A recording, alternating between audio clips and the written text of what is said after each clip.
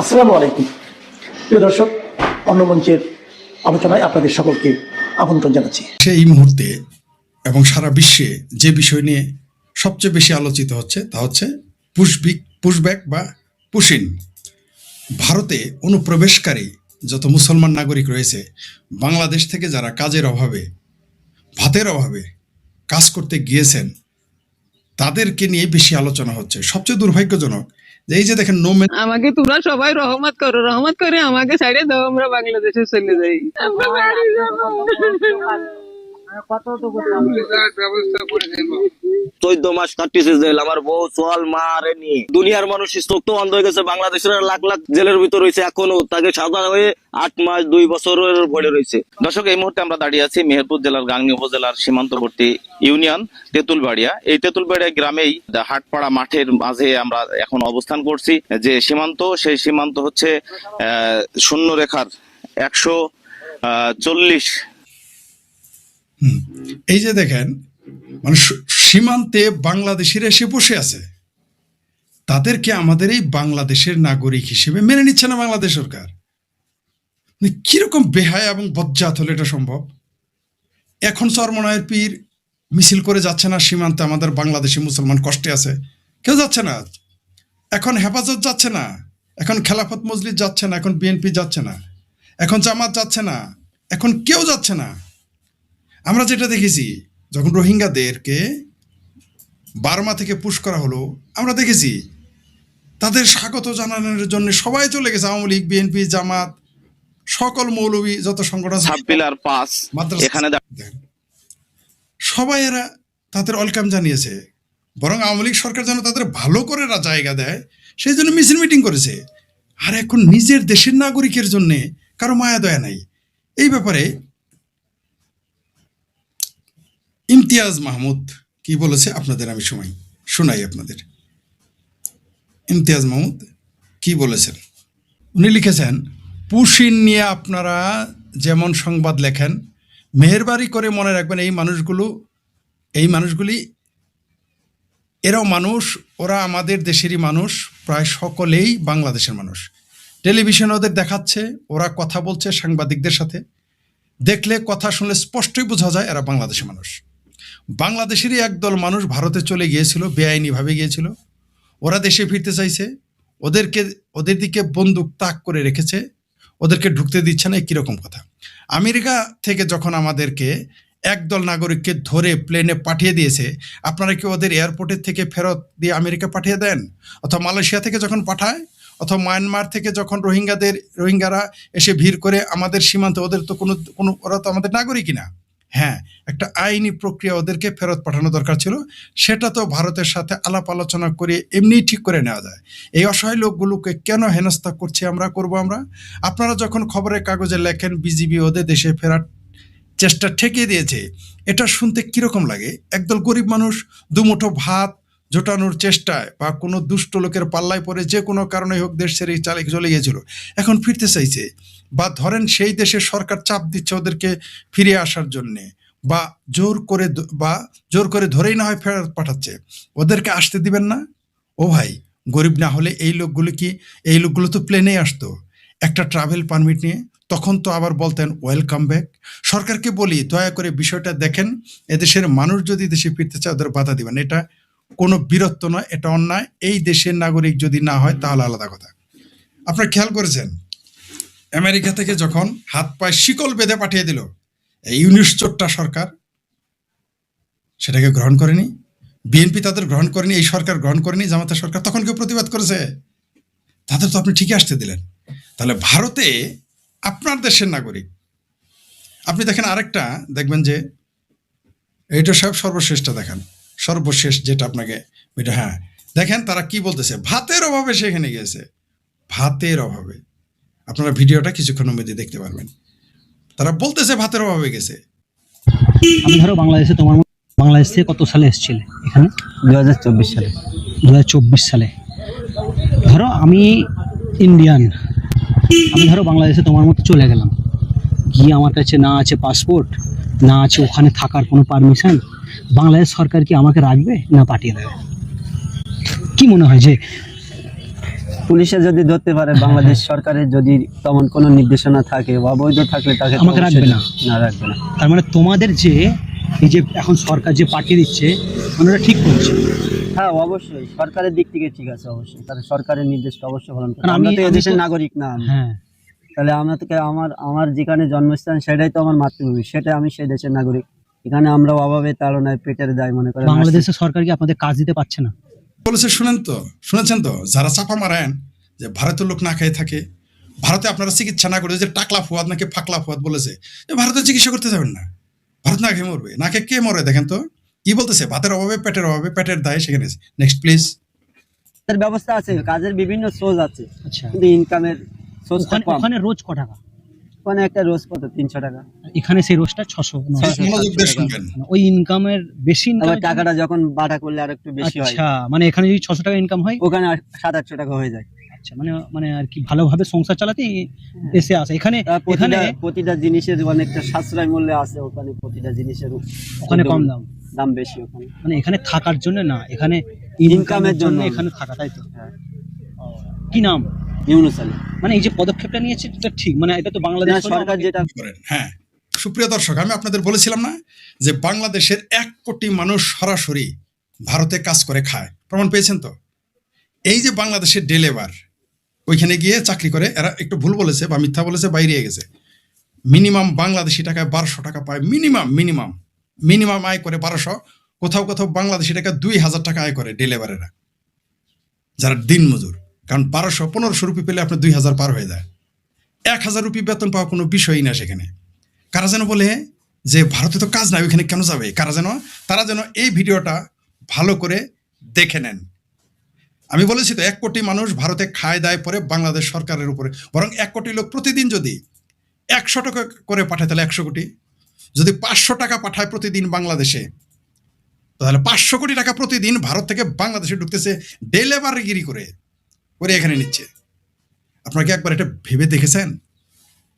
আবার এই যে দেখেন একজন গান বানিয়ে ফেলেছে। প্লিজ এডিটর সাহেব, এই ইন্ডিয়া নাকি তাদের সবচেয়ে বড় শত্রু, এবার একটু দেখেন, একটু র্যাপারকে দেখেন, ঠিক আছে? ভারতের বিরুদ্ধে তাদের গান, ওয়াজ করেও শেষ হচ্ছে, মানে ওয়াজ মহফিল, মসজিদ, তারপর ওয়াজের মঞ্চ, বাইতুল মুকাররমে বলে আসেন, গান বানাচ্ছে ভারতের বিরুদ্ধে। একটু দেখেন গান বানাইছে, কেন বানাইছে? এই একটা প্রশ্ন করি, প্রশ্ন শোনেন। চাচা খালু যেটা ভারত আমগো বন্ধু হইলে প্লিজ। হ্যাঁ, ওকে। ভারত মানে চাচা খালু যেটা, ভারত আমাদের বন্ধু হইলে শত্রু তাহলে কেডা? আর এরকমই পেয়ারা পাকিস্তানি, এদের 30 লক্ষ হত্যা করলেও সমস্যা, এদের মাদের ধর্ষণ করলেও সমস্যা নেই, এদের তারপরও পাকিস্তান ভালো। আর 1 কোটি মানুষ ভারত থেকে সরাসরি কামাই করে আনতেছে, তারপরও ভারত শত্রু। 1 কোটি মানুষ, আবারও বলি, 100 টাকা করে যদি বাংলাদেশে প্রতিদিন পাঠায় তাহলে 100 কোটি। যদি ভারত থেকে বাংলাদেশে অনুপ্রবেশকারীরা প্রতিদিন 500 টাকা পাঠায় তাহলে 500 কোটি টাকা ভারত থেকে প্রতিদিন বাংলাদেশে আসতেছে। এরাই আবার লম্বা করে ভারত শত্রু তোমার কেঠা। শোনো যেটা, ভারত যদি বন্ধু হয় শত্রু তোমার কেঠা। পাকিস্তান থেকে কয় পয়সা আসে? তারপর আবার দেখবেন কিছু মৌলবী আছে, এরা দেখবেন ভারত দখল করে ফেলতে চায়। কথায় এরা ভারত দখল করে ফেলতে চায়। কেন দখল করতে চায়, কি কারণে? মানে এরা নিজেরা যে কি মনে করে, এই লিল্লাখোরেরা যে কি মনে করে আপনি কল্পনা করতে পারবেন না। এই লিল্লাখোর এডিটর সাহেব আপনাকে আরেকটা ভিডিও দেখাচ্ছি, ওটা শেষে দেখাবো আমরা। জি শুনেন কি বলে, শুনুন। খুলনা আমার দিগলা থানা কামারগাতি, বাংলাদেশে বাড়ি যেতে চাই। জেলা খুলনা আমার দিগলা থানা কামারগাতি গিরাম।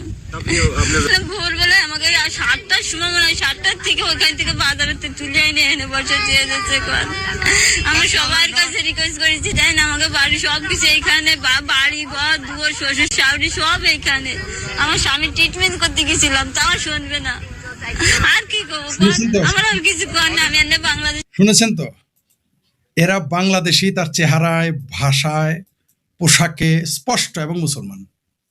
এখন কারো জজবা জাগে না, এখন রোহিঙ্গা প্রেমী ফেলানির ভাই বোনদের জজবা এখন জানে না। এখন ফেলানির মাও বাবা খালু চাচা ফুপা দুলাভাই শালা এরা কোথায়? ফেলানির ভাতারেরা, ফেলানির মায়ের ভাতারেরা এখন কোথায়? ফেলানির দুলাভাইরা এখন কোথায়? ফেলানির চাচারা এখন কোথায়? চাপা মারো যে ফেলানিকে ধরে নিয়ে গেছে, এদেরকে ধরে নিয়ে গেছে। ফেলানির জন্য যারা চিৎকার করে তারা এখন বলে না, এখন এই যে এই বন্যাটা তার রোহিঙ্গাদের যদি বাংলাদেশ সীমান্তে এইভাবে আটকে রাখা হইতো এতক্ষণ চামড়া নাই পীর মিছিল শুরু করতো, চিঙ্কু বাম মিছিল শুরু করে দিত। এই চিঙ্কু বাম, যে বাম বদমাইশগুলো, এই বাংলাদেশের বাম চক্কর বক্করবর্তী পশুরা, এরা আগে মিছিল করতো। এখন কোথায় চক্কর বক্করবর্তী? তোমরা না গিয়েছিলা রোহিঙ্গাদের এগিয়ে নিতে? আমরাও গিয়েছিলাম, গণজাগরণ মঞ্চ গিয়েছিল। এখন যাও না কেন? এগুলো মুসলমান, এদের জন্য তোমার প্রাণ কাঁদে না? চক্কর বক্করবর্তী, বাসদি ফাঁসদি বামাতি জামাতি এলে কোথায় এখন? এখন কোথায় মানবাধিকার কর্মীরা? এদের জন্য তোমার কেন নিজের দেশের জনগণ আনতে তোমার এখন এত কষ্ট লাগে কেন? আর কত ভণ্ডামি এই দেশের বামেরা এবং মুসলমানেরা, বাংলাদেশের বাম এবং মুসলমানেরা কত বড় যে ভণ্ড। আরো আপনাদের জানাবাদ আছে, মুসলমানদের চাইতে বামেরা বেশি ভণ্ড। এখন বামদের চেতনা জাগে না। এখন কমিউনিস্টরা কোথায় বাংলাদেশে? এখন বাসদীরা কোথায়? বিপ্লবী কাউন্সিল কোথায়? এখন উদিসি কোথায়? এখন উদিসি কোথায়? সে চিঙ্কুমাম উদিসিরা এখন কোথায়? তোমরা এদের নিয়ে কথা বলো না কেন যে আমার দেশের নাগরিক দেশে ফিরিয়ে আনো? এখন মৌলভী ইউসুফ, মোহাম্মদী রসুফ, মার্ক্সবাদী রসুফ। কারণ কি? দাল মে কুছ তো কালা হায়। কিন্তু এদের যদি বার্মার নাগরিক মুসলমানদের আটকাইতো, এতক্ষণ দেখতেন মিছিল কাহাকে বলে, আওয়ামী লীগ, বিএনপি, জাতীয় পার্টি, জামাত, বামপন্থীরা সবাই দৌড়াইতো তাদের আনার জন্য, এবং এনেছে। কিন্তু নিজের দেশের নাগরিক এখন বিপদে নোম্যান্স ল্যান্ডে পড়ে আছে, চিৎকার করতেছে, এখন তাদের আসতে দিতেছে না কেন ভাই? এখন তোমাদের চেতনা কেন জাগে না? এখন তোমাদের জজবা কেন জাগে না? তাহলে যে ইসলাম প্রেম, মুসলমান প্রেম, এটা যে একটা ভণ্ডামি, ওই যে মানবতাবাদ বামপন্থীদের, সাম্যবাদ, এটা যে একটা ভণ্ডামি, আরো প্রমাণ করতে হবে আপনাদের, আরো বুঝাই দিতে হবে। প্লিজ এডিটর সাহেব কয়েকটা কিছু কমেন্টস দেখান, কিছু দেখি, দর্শকের কিছু কমেন্টস নেই। হ্যাঁ,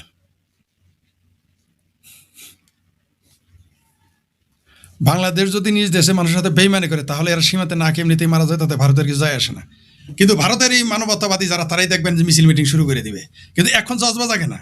আচ্ছা আপনাদের আচ্ছা এখন এখন বাইতুল মুকাররম গরম হয় না কেন? এখন মসজিদের মিম্বর খালি কেন?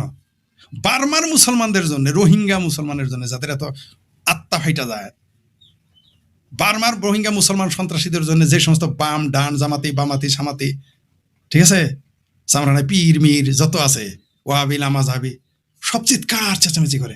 এখন কেন কথা বলে না? আমি যে আপনাদের বারবার বলেছিলাম, প্রমাণ হয়ে গেছে তো, যেগুলো হচ্ছে এই ইসলাম প্রেম, মুসলমান প্রেম, দেশপ্রেম, এটা হচ্ছে একটা টোটালি একটা বদমাইশ। এদের সব সিলেক্টিভ। আপনি দেখেন, আর ভারতেও দেখেন কি করতেছে। আমার কথা সত্যি হয়েছে তো, আমি যখন আপনাদের বলতাম যে কোটি কোটি মানুষ সেখানে অবৈধভাবে চাকরি করে, প্রমাণ পেয়ে গেছেন তো। বাংলাদেশের মুসলমান এবং বামপন্থীরা হচ্ছে জামাল ফিরা পাগলা, ডিমের হালি 3টায় বেচবে, 5টায় বেচবে না, 5টায় কিনবে, 3টায় বেচবে। তাই এখন বাংলাদেশে অনুপ্রবেশকারী যারা ভারতে, তাদের এখন আর নিতে রাজি না, নোম্যান্স ল্যান্ডে রেখে দেবে। এটা আবার গর্ব করে বলে, গর্ব করে। ভণ্ডামিটা দেখেছেন তো, কামাই করবে ভারতে, খাবে ভারতে, থাকবে ভারতে, আবার ভারতের গালি। আবার এই দেশের মুসলমানেরা বলবে যে তারা ভারত দখল করতে চায়।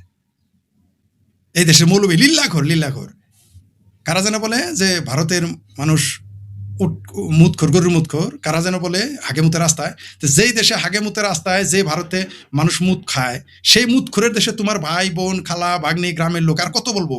তোমার তো হায়া নাই, লজ্জা নাই। এই বাংলাদেশের বামপন্থীদের তো লজ্জা নাই, হায়া নাই। কমিউনিস্টদের তো লজ্জা আরো নাই, মুসলমানদের লজ্জা নাই, নির্লজ্জ, বেহায়া এবং ভণ্ড। প্রমাণ হয়ে গেছে তো। আবার এমনকি কলকাতার বামপন্থীরা আরেক বজ্জাত, বামপন্থীরা বদমাইশ। এরা বারবার বলেছে না যে একটা অনুপ্রবেশকারী নেই, বলে নাই নির্বাচনের আগে। এখন এগুলো কারা? এগুলো তোমাদের মায়ের লাং লাগে? এগুলো পশ্চিমবঙ্গের বামপন্থীদের মায়ের লাঙেরা এখন সীমান্তে থাকে না? বাংলাদেশের বামপন্থী আর বাংলাদেশের মুসলমানদের মায়ের লাঙেরা এখন বসে আছে এখানে? কারা এরা? এখন এগুলো বললে আমি তাহারি বলে না, তাহারির মুখ খারাপ, মৌলবীর মুখ খারাপ। অনেকেই বলেন যে একই কথা কেন বলেন? প্রতিদিন এটা ঘটতেছে তো। আপনারা মিথ্যা কথা প্রতিদিন বলতে পারবেন, প্রতি সেকেন্ডে বলতে পারবেন, মিনিটে ঘন্টায় বলতে পারবেন, সত্যটা বলতে পারবো না। সেই জন্য এই ভিডিওটা আবার রিপিট করতে হচ্ছে, বলতে হবেই। তো বাংলাদেশের মানুষ যে কত বড় ভণ্ড মুসলমান হিসেবে, বামপন্থী হিসেবে, আরও আপনাদের প্রমাণ করতে হবে। এই যে শুভেন্দু অধিকারী যদি ক্ষমতা না আসতো, বিজেপি না আসতো, মমতা ব্যানার্জির পতন না করতো, এই সত্যটা আপনাদের চোখে আঙ্গুল দিয়ে দেখাই দিতে বলছি। কিন্তু আওয়ামী লীগ ক্ষমতায় থাকতো এই কথাগুলো বলতাম যে ভারতে অসংখ্য মানুষ, অসংখ্য মুসলমান বাংলাদেশে অনুপ্রবেশকারী রয়েছে। আর ভারতের হিন্দুদের এবার একটু বলতে চাই পাশাপাশি 1 মিনিট, আপনি 1 কোটি অনুপ্রবেশকারী মুসলমানকে জায়গা দিতে আপনার আপত্তি নাই, মিছিল মিটিং করেন না, পত্রিকায় লিখেন না, ফেসবুকে লিখেন না, প্রতিবাদ নাই। আর বাংলাদেশের 1 কোটি সনাতনীদের জায়গা দিতে নাকি আপনাদের জায়গা কম পড়ে, আপনাদের খাবার অভাব পড়ে, চাকরির অভাব পড়ে। আর আমাদের মুক্ত চিন্তার কথা বাদ দেন আপনারা। আমরা তো 10-12 জন বা 20 জন 100 জন যদি যাই তাহলে তো ভারতের সম্পদ শর্ট পড়ে যাবে। শেখ ফরিদ, মুফতি মাসুদ, ঠিক আছে, ইমরান বশির, হাফেজ এনাম বা আসিফ মহিউদ্দিনের যারা পক্ষের, যারা তাদের বক্তব্য শুনে, আসাদুরের বক্তব্য শুনে মুক্ত চিন্তা হয়েছে, তারা ধরেন এরা সংখ্যায় কত, বড় জোর 100। এই 100 জনকে যদি আপনারা ভারতে জায়গা দেন, আপনাদের তো ভারতের সম্পদ নষ্ট হয়ে যাবে, ভারতের মুম্বাইয়ের সিনেমা ধ্বংস হয়ে যাবে, তারপরে ভারতের শিল্প ধ্বংস হয়ে যাবে, তারপরে ভারতের সম্পদ আমরা খেয়ে ফেলবো, শেষ করে ফেলবো আমরা। তাই শেখ ফরিদ, মুফতি মাসুদকে তো জেলে রেখেছেনি, দয়া করে একটু তারা এবার ছেড়ে দেন। আপনারা 1 কোটি মুসলমানকে, অনুপ্রবেশকারীকে জেলে না ঢুকিয়ে তাদের পাঠাই দিতেছেন, মুফতি মাসুদকে দয়া করে একটু ছেড়ে দেন এখন। আর আমাদের তো আমরা যদি বলি ওইখানে গিয়ে আপনাদেরটা খাবো না, আপনাদেরটা পরবো না, আমরা নিজেরা বাইরে থেকে এনে খাবো, তারপরও আপনাদের জায়গা কম পড়ে যাবে, আপনাদের সম্পদ কম পড়ে যাবে, আপনাদের জলবায়ু কম, পানি কম পড়ে যাবে, আবহাওয়া কম পড়ে যাবে। কারণ আমরা তো মুক্ত চিন্তক। আমরা যতই হিন্দুদের পক্ষে বলি, ভারতের পক্ষে বলি, যতই বাংলাদেশি বাঙালি ভাষা, সংস্কৃতি, সাহিত্য, ধর্ম নিয়ে কথা বলি, সঙ্গীত নিয়ে কথা বলি, আমাদের তো আপনারা জায়গা দিবেন না, আমরা জানি। আমাদের যদি এইভাবে পাইতেন বিনা বিষয়, একদিন অবার হয়ে যেত, এতক্ষণ ধরে হয় জেলে পড়তেন, নাহলে কোথায় রাখতেন আমরা জানি না। যাই আমাদের কথা বাদ দেন, আমরা তো জেনে শুনে বিষ করেছি পান, করেছিস কলসিকা, মেরেছিস কি যেন, মেরেছিস কলসিকানা নাকি করেছিস কলসিকানা, তাই বলে কি প্রেম দেবো না, আমরা তো বিপদে পড়ে গেছি। যাই হোক, কিন্তু এই যে 1.5 কোটি অনুপ্রবেশকারী মুসলমানকে আপনি জায়গা দেন ভারতে, যারা ভারত বিরোধী, হিন্দু বিরোধী, শুধু ভারত এবং হিন্দু বিরোধী নয়, তারা পাকিস্তান প্রেমী, তাদের আপনি জায়গা দিলেন, তাদের নিয়ে প্রতিবাদ নাই। 1 কোটি হিন্দুকে নিয়ে যাইতে বলছে, আমি বলছি এদের নিয়ে যান। অনেকেই বলেছে কেন নিব আমরা, 1 কোটি অনুপ্রবেশকারী মুসলমান নিতে পারতেছেন, তা আপনার মুসলমান, আপনার হিন্দু সম্প্রদায়ের লোক নিতে আপনাদের তো খারাপ লাগে কেন? যাদেরকে সারাদিন 2য় শ্রেণীর সিটিজেন মনে করা হয় বাংলাদেশে, যাদের বলা হয় যে এরা ভারতীয়, এরা বাংলাদেশি না, এরা ভারতীয়, এরা ভারতের এজেন্ট বলা হয়, আপনি তাদের জায়গা দিবেন না। কিন্তু 1.5 কোটি এই অশিক্ষিত বর্বর, যারা সমস্ত সম্পদ ইনকাম করে বাংলাদেশে পাচার করে দিচ্ছে, প্রতিদিন বললাম তো 500 টাকা করে যদি যায়, 500 রুপি, তাহলে প্রতিদিন 500 কোটি রুপি আপনার চলে যাচ্ছে বাংলাদেশে। আর আমরা খেলে পড়লে আপনাদের সম্পদ ধ্বংস হয়ে যাবে না? বাহ বাহ, আপনাদের বিচার। যাই হোক, আর এডিটর সাহেব কিছু কমেন্টস দেখেন। হ্যাঁ, ফরিদ ভাই, আপনাদের বিজেপির সাথে স্থানীয় লোকজনদের কেন, এটা তো মাথায় আসছে না, এবং হাতে লাঠি নিয়ে কি, বুঝলাম না। ও আরেকটা জিনিস বলি, বাংলাদেশে বিজেপি বিএসএফ এর ব্যাপার সীমান্তে, সেখানে বাংলাদেশি লোকজন এখানে সাধারণ নাগরিক কেন, মানে বুঝতে পারছেন তো, চুলকায় ঘাও বানাইতে চাইতেছে। ভাই, ভারতের সাথে যেদিন আপনাদের চুলকানি লাগবে সেদিন কিন্তু বুঝতে পারবেন হাউ মেনি পেড়িতে হাউ মেনি রাইস। এই যে লিল্লাহর মৌলবীরা যে বলতেছে এরা ভারতকে দখল করবে, যুদ্ধ চায়, যুদ্ধ হইলে কিন্তু বুঝবেন কেমন লাগে। আমরা যুদ্ধ চাই না, কিন্তু এদের খাসিলো দেখে মনে হয় যুদ্ধটা আসলে দরকার, তাহলেই বুঝতো হাউ মেনি পেড়িতে হাউ মেনি রাইস। কমিউনিস্টরা ইসলামিস্টদের বন্ধু মনে করে, বন্ধু না, কমিউনিস্টরাই এখন ইসলামিস্ট। আপনারা নিশ্চিত থাকেন, কমিউনিস্টদের বন্ধু, ইসলামিস্টরা কিন্তু কমিউনিস্টদের বন্ধু মনে করে না। এই যে ইসলামিস্ট, তারা কিন্তু কমিউনিস্টদের কাফের মনে করে। আপনি মুসলমান হন, হিন্দু হন, বৌদ্ধ হন, খ্রিস্টান হন, নাস্তিক হন, আপনি কমিউনিস্ট হইলেও ইসলামিস্ট আপনাদেরকে কাফের মনে করে। মজার বিষয়, তারপরেও এরা যেচে বন্ধু হইতে যায় কমিউনিস্টরা এই ইসলামিস্ট দেশের। আর দেখেন, পৃথিবীতে কোনো মুসলিম দেশে আপনি কমিউনিস্ট পার্টি নাই, ক্ষমতায় যাও তো বহুত দূর কি বাদ। হ্যাঁ, আনুবিহারী চক্রবর্তী চৌধুরী মৌলবাদীদের বাপ ভাই, হ্যাঁ এরা তাই বাপ ভাই না, এরাই মৌলবাদী। বামপন্থী, আমি বলেছি তো, মার্ক্সবাদ মানেই মোহাম্মদীবাদের দ্বারপ্রান্তে যাওয়া। মার্ক্সবাদ মানে, মার্ক্সবাদ আর মোহাম্মদীবাদের মধ্যে পার্থক্য নাই, মানে সভ্যতা বিরোধী, সংস্কৃতি বিরোধীদের বিরোধিতা করায়। মার্ক্সবাদ মানেই হচ্ছে মোহাম্মদীবাদ, কোনো ফারাক নাই এখন এদের। আর বাংলাদেশি মানুষকে বাংলাদেশি জায়গা দেন, আবার বলে মুসলিম, হ্যাঁ যে বাংলাদেশি মানুষরা বাংলাদেশিদের জায়গা দেন, কিন্তু রোহিঙ্গাদের জায়গা দিবে, পাকিস্তানিদের জায়গা দিবে। আবার বলবে 26 লক্ষ ভারতীয় আছে, একটাও কিন্তু খুঁজে পায়নি। আবার টাকলা ফোয়া, তারপর আর একটা কি যেন আছে, হাসিনুল নাকি মাসুদ কর্নেল নাকি ফর্নেল আছে, একটা পেয়ার পাকিস্তানি, সে আবার বলে ভারতে যায় আপনারা চিকিৎসা নিতে, যাইস না, তোর যাইতে বলছে কেনা। আবার কেউ বলে ভারত থেকে আমরা কোনো কিছু কিনবো না শিক্ষা দেওয়ার জন্য, কিনিস না দেখি কয়েকদিন থাকতে পারস। ওই হাসিনুলের মোষ না, মোষ তো দূরের কথা, ওই নাবির নিচে লোমও থাকবে না ভাতের অভাবে, বুঝছেন? ওই হাসিনুলের তো চুল বাল কাটার যে নাবির নিচে লোম কাটার যে প্লেট, সেটা ভারত থেকে এনে চলতে হয়। ওই কর্নেল হাসিনুল ওটা জানে না, বোধহয় ভুলে গেছে আর কি জোশে। এখন হেফাজত কোথায় গেল, চামড়া নাই কোথায় গেল, জানা নাই এখন। ওই যে বললাম বাংলাদেশের মুসলমান এবং বামপন্থীরা এরা হলো জামালপুরা পাগলা, ডিমের আলি 3টায় কিনবে, 3টায় বেচবে, 5টায় কিনবে। এখন লস হবে যে এখন আর বলবে না।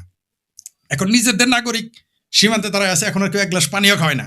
এক মহিলা কালকে দেখলাম বললো যে আমাদের একটু পানি খাইতে দেন, দেয় নাই তাদের।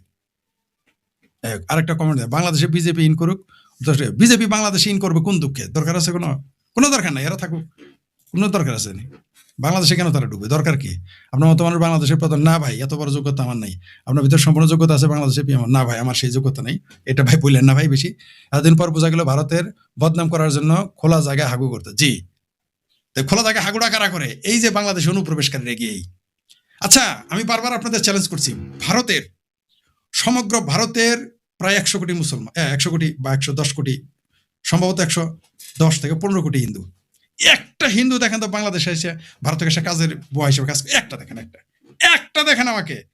কি চামড়া নাই পীর, রেজাল করিম, ফেজল করিম, না কি যেন নাম, কি যেন, ফয়জুল করিম, চামড়া নাই পীর ভাতৃদ্বয়, একটা দেখাও। আসিফ সার, তুমি একটা ভারতীয় দেখাও বাংলাদেশে এসে কাজের বুয়াগিরি করে।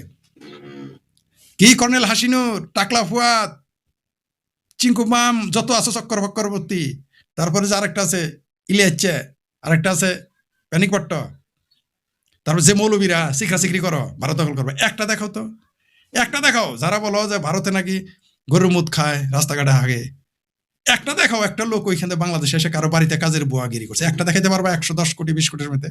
কিন্তু তোমাদের 1 কোটি মানুষ যে ওখানে কামলা দিতেছে, লজ্জা আছে তোমাদের? বাংলাদেশ এগুলো ধর্মীয় দলগুলো সত্যি কারে ভনে, কোনো সন্দেহ নেই। শুধু ধর্মীয় দল না, বাংলাদেশের যত বামপন্থী ব্যক্তি আছে, আপনি টু শব্দটি করতে দেখেছেন? একটা বামপন্থী কেন কথা বলতে দেখেন সেটা হিন্দু হোক আর মুসলমান হোক না। বাংলাদেশে বামের আরো সবচেয়ে বড় বজ্জাত। আগে তো শুধু চিঙ্কু বাম বলতাম নির্দিষ্ট লোকদের, নো, সব ভণ্ড।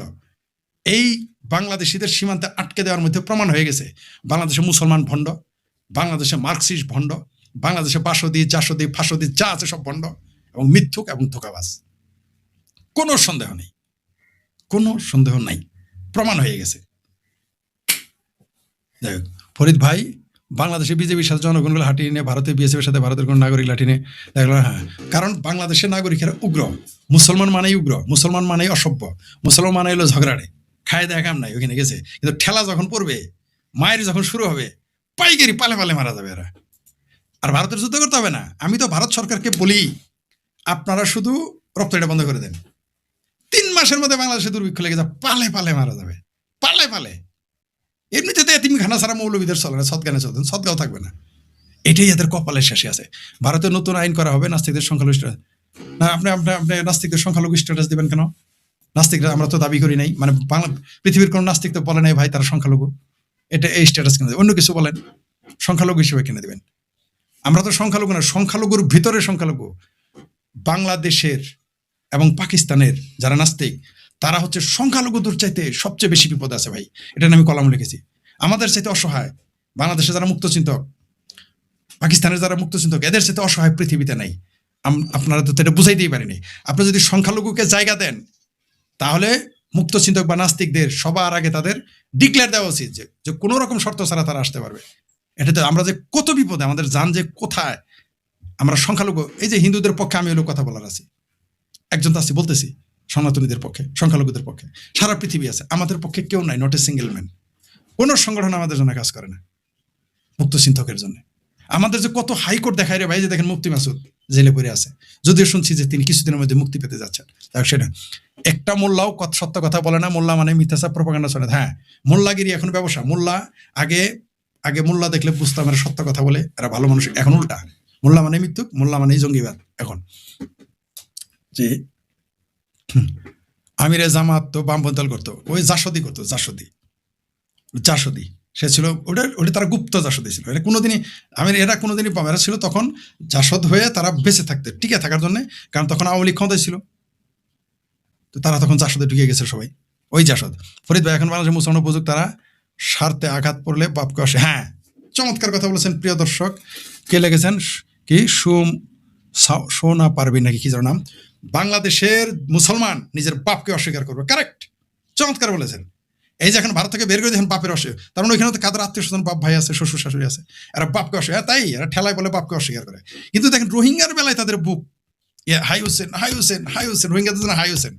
রোহিঙ্গারা তাদের দুলাভাই, মেয়ার জামাই কখনো কখনো, আর বাংলাদেশি মুসলমান হচ্ছে তাদের জন্য সুধীর ভাই হয়ে গেছে। প্রিয় আর দু একটা দেখান।